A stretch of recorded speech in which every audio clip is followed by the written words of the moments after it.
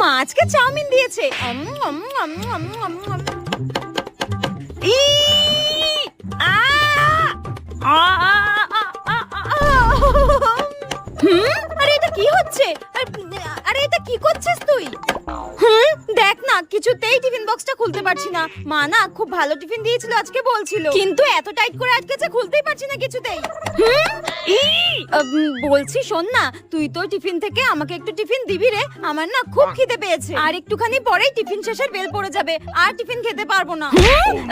না রে, আমাকে মা এমনিই অল্প করে চাউমিন দিয়েছে, তোকে দিলে আমি কি খাবো বল? আমার তো পেটই ভরবে না। মা রে সরি, শাকচুনি একটা, নিজে যখন টিফিন আনতো না তখন আমার থেকে